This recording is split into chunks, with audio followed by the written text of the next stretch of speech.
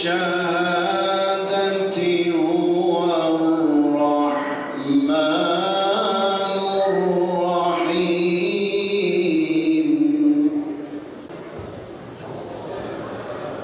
أنت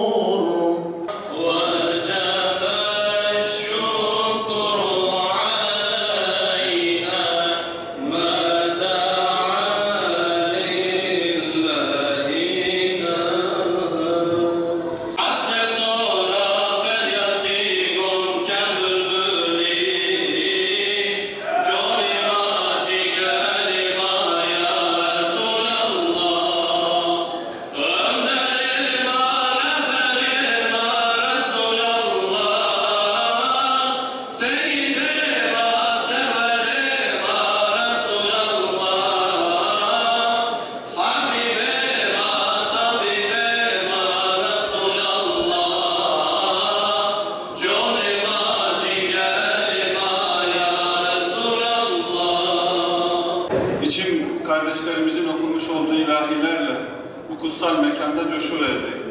Sizlere şöyle seslenesim geldi. Halid bin Velid'in çocuklarına selam olsun. Süleyman bin Halid'in çocuklarına selam olsun. İyas bin Ghanem'in çocuklarına selam olsun. Safvan bin Muattal'ın çocuklarına selam olsun. Ömer Es-Sakafi'nin çocuklarına selam olsun. Mus'ab bin Ümeyr ruhlu gençlere selam olsun. Elhasıl Allah Resulü'nün sevgisiyle coşmuş olan, mayalarında, temellerinde, ruhlarında ashab ruhu olan Diyarbakırlı can kardeşlerime selam olsun. Hepinizi saygı ve hürmetle selamlıyorum. Gecemiz mübarek olsun.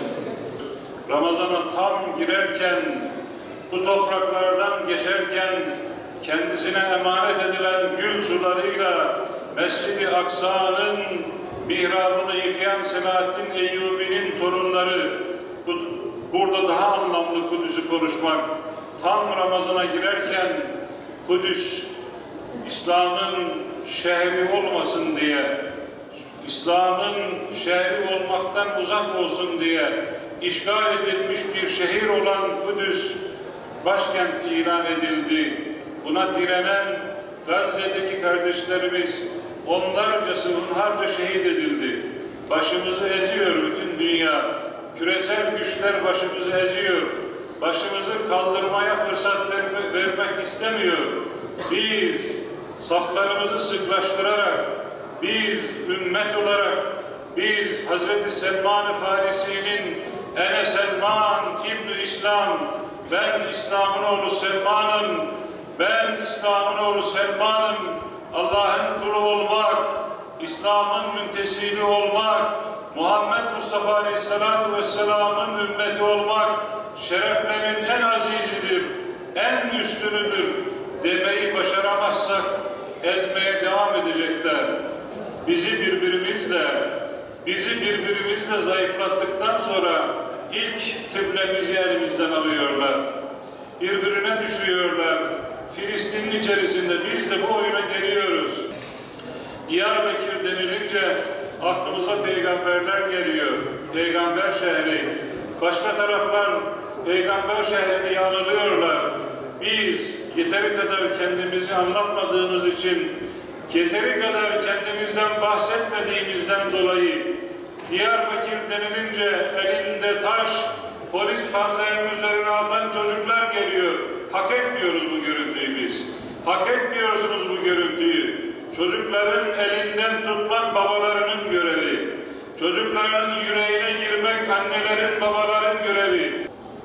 Her şeyden önce Efendimiz Aleyhisselatü Vesselam'ın etrafında halelenen ufku, hedefi, gayesi, her şeyden önce Allah'ın rızası olan sahabenin o güzel siretini hayata geçirmek bu şehrin gençlerine yakışır. Bu şehrin insanına yakışır. Bundan sonra öyle bir karar vermeliyiz ki aziz kardeşim, Diyarbakır deyince akla karpuz filan gelmemeli. Diyarbakır deyince akla şiddet ve terör gelmemeli. Diyarbakır deyince akla sahabe-i kiram gelmeli. Diyarbakır deyince akla sahabe gibi yaşayan, Muaz gibi yürüyen, Musab gibi davet peşinde koşan Diyarbakır'ın güzel gençleri gelmeli. Allah öyle olabilmeyi nasip eylesin. Bizlere ve gençlerimize kıymetli kardeşlerim. En fazla sahabeyi konuşmak burada yakışır.